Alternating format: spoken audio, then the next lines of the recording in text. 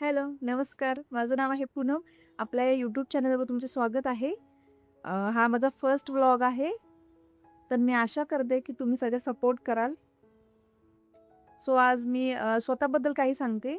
माझं नाव आहे पूनम आणि मला 2 मुलं आहेत. माझ्या मोठ्या मुलीचं नाव आहे दीप्ती. माझ्या मुलाचं नाव आहे शर्विल आणि आम्ही सध्या गुजरातमध्ये आहोत. आम्ही मूळचे सांगलीचे आहोत. आणि कामानिमित्त, कंपनीनिमित्त आम्ही असे फिरत असतो. तर याआधी म्हणजे 6 महिनेच झाले आम्ही इथं गुजरातमध्ये आलो आणि याआधी आम्ही महाराष्ट्रातच होतो, पालघरमध्ये. फर्स्ट व्लॉग असल्यामुळे मी कन्फ्यूज आहे, की काय दाखवायचं काय नाही फर्स्ट टाईम. तरी मी दाखवण्याचा प्रयत्न करते, की घरातली जसं सकाळची कामं असतात, देवपूजा म्हणा, झाडू मारणे म्हणा, किचन आवरलं, ते मी तुम्हाला दाखवण्याचा प्रयत्न केला आहे. तुम्ही मला कमेंट करून सजेस्ट करू शकता, की काय दाखवायचं आहे, काय नाही. ही बघा आपली रोजची कामं चालू आहेत. मुलं झोपलेत म्हणून हा कमी पसारा आहे. तरी रात्री थोडा आवरला होता. तरी पण झोपण्यापूर्वी पसारा करतातच ही मुलं, असं आहे. आणि मुलं उठली की खूप पसारा होतो.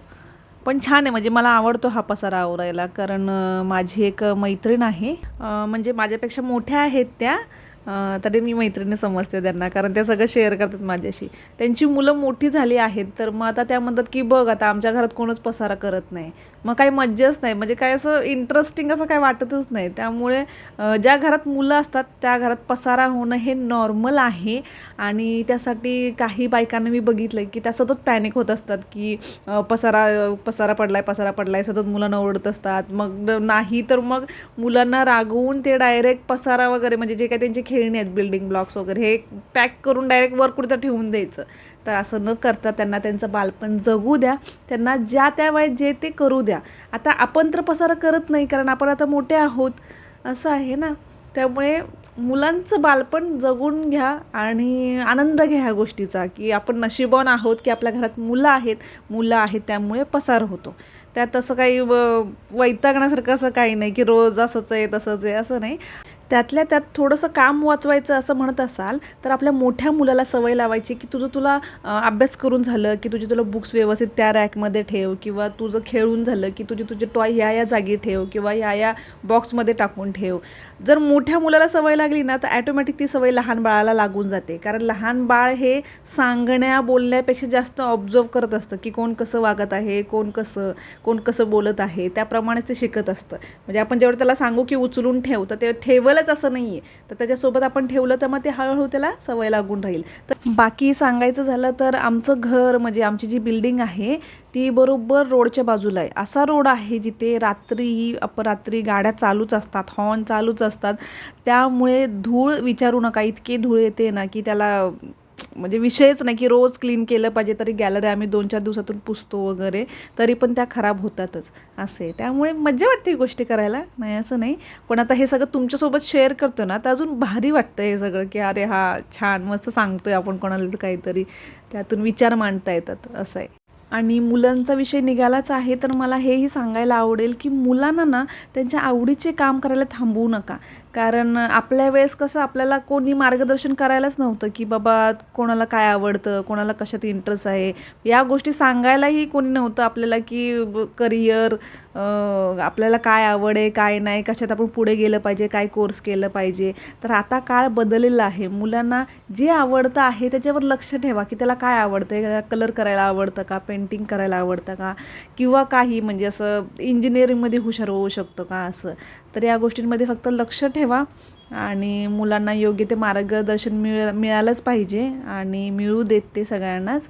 असं त्यांना जे हवं ते त्यांनी केलं पाहिजे म्हणजे ते खुश राहतील. आणि म्हणतात ना ते की म्हणजे जर एखाद्या कामात आवड असेल ना तर अजिबात बोर होत नाही आपण. ते काम कधीही करू शकतो. हां, एका पॉईंटनंतर ते थोडंसं कंटाळवाणं वाटू शकतं. पण ते फक्त टेम्पररी असतं, थोड्या वेळासाठीच. पुन्हा आपल्या कामाला लागावं असं वाटत असतं. इथे आपलं हॉलचं क्लिनिंग करून झालेलं आहे.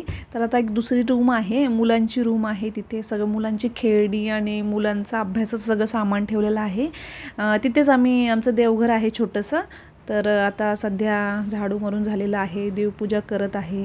देवपूजा केल्याने एक इतकं प्रसन्न वाटतं ना, एकदम मस्त वाटतं. म्हणजे दिवसाची सुरुवात एकदम छान वाटते. आणि आमचं शिफ्टिंगचं असल्यामुळे मी छोटंच मंदिर घेते, कारण ते शिफ्टिंगमध्ये मग काही वस्तू वगैरे असं तुटल्या वगैरे तर ते खूप जीवाला लागतात. त्यापेक्षा छोटंसं असं घ्यावं जे कशातही पॅक करता यावं, व्यवस्थित राहावं, अशी इच्छा असते. इथे आपली देवपूजा करून झालेली आहे. आता तो एरिया आहे जिथलं काम कधीच संपत नाही. हो, काही ना काही सतत असतंच तिथे.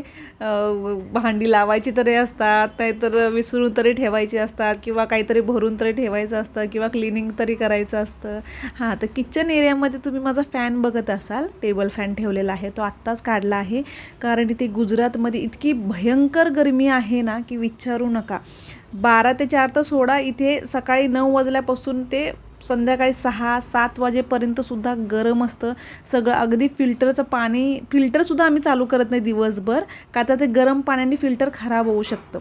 म्हणजे इतकं भयंकर ना की उकळलेलं पाणी जसं टाकीतून येतं असं वाटतं आम्हाला, इतकं ते गरम होत असतं. त्यामुळे मी फॅन खाली ठेवला आहे, कारण कधी चपाती वगैरे करताना इतकं भिजायला होतं ना सगळं, ते इरिटेशन व्हायला लागतं मग गरमीने. मग ॲटलिस्ट पायाला जरी हवा लागली ना तरी भारी वाटतं. इथे आता किचनचं पण सगळं आवरून ठेवत आहे. सकाळी यांना टिफिन दिला, त्यानंतर आता दुपारच्या जेवणाला गरम गरम चपाती करणार मी. किचन एरियाची ही स्पेशल गोष्ट आहे की जोपर्यंत किचनचं काम कंप्लीट होत नाही ना तोपर्यंत काम कंप्लीट झालं आहे असं वाटतच नाही. नाहीतर आपण रील्समध्ये वगैरे बघतोच, उठता बसता मग ती भांडी दिसत असतात, उठता बसता ते म्हणजे विसरून ठेवायचं आहे, काही भरून ठेवायचं आहे. आणि इथे गरमी असल्यामुळे दूध तापवून थोडीशी थंड झाली की लगेच फ्रीजलाच ठेवते मी, कारण भयान गरमी असल्यामुळे सगळं असं गरमच राहतं. म्हणजे पाणी तांब्यात जर भरून ठेवलं आणि त्याला जर खालून हात लावला तर ते असं वाटेल की कोमट पाणी आहे त्याच्यामध्ये, पिताना सुद्धा कोमट पाणीच वाटतं. इतकं ते गरमीमुळे प्रॉब्लेम होतो. आपल्या महाराष्ट्रात ही अशी गरमी असते पण इतकी कधी जाणवली नाही, पण इकडची गरमीच वेगळी आहे. माझं सासर हे गावीच आहे सांगलीमध्ये. माझे आई वडील इथे मुंबईला असतात, ठाण्याला. तर आता मी एनर्जेटिक यासाठी आहे कारण मी बाहेर जाऊन आले आहे, मी गावी जाऊन आले आहे. कारण तिथे गेलं ना की जाणवतं की आपलं मूळ आपण कधीच नाही विसरायला पाहिजे, कारण त्यातून जी ऊर्जा मिळते ना ती खूप भारी असते. त्यामुळे जसा वेळ मिळेल तसे थोडे थोडे दिवस का होईना, किंवा खूप डिप्रेशन आलं, खूप निराशा वाटायला लागली ना, खूप डिप्रेशन आलं किंवा खूप उदास वाटायला लागलं ना, की एखादी फेरी गावाला वगैरे मारून यायची. खूप भारी वाटतं. यातून खरंच वेगळी ऊर्जा मिळते. आणि यातून हेही लक्षात येतं की आपण किती सुखी आहोत. आपण जेव्हा आजूबाजूचे लोकं बघतो ना, आजूबाजूची परिस्थिती बघतो ना, त्यातून आपल्याला असं वाटतं की अरे आपण खूप भारी आहोत आणि सगळं मिळालेलं आहे आपल्याला, बिन काही मागता. तुमच्यातल्या काही लोकांना माहीत असेल की माझं आधीचं चॅनल, म्हणजे याच चॅनलवर मी आधी जे व्हिडिओ बनवायचे ना, ते मोटिव्हेशनल होते. म्हणजे आता पण मी मोटिव्हेशनलच बोलणार आहे. कारण माझ्या लग्नाला 10 वर्ष झालेली आहेत आणि आमचा असा फिरतीचा प्रवास असतो. म्हणजे एखाद्या ठिकाणी मी 3-4 वर्ष थांबतो आणि पुन्हा चेंज करतो, असं असतं. त्यामुळे बरेच अनुभव, बऱ्याच गोष्टी घडलेल्या असतात. त्या मला तुमच्यासोबत शेअर करायच्या असतात. पण मी जे आधी व्हिडिओ करायचे त्यासाठी स्क्रिप्ट लिहिणे, परत शूट करायचं, म्हणजे त्याला एक प्रॉपर टाईम हवा आहे वगैरे, हे सगळं पॉसिबल होत नव्हतं. त्यामुळे मी आता ठरवलं की ब्लॉगमधून मी तुम्हाला जे काही मला सांगायचं आहे, जे काही माझे विचार तुमच्यापर्यंत पोहोचवायचे आहेत, ते पोहोचवत राहील.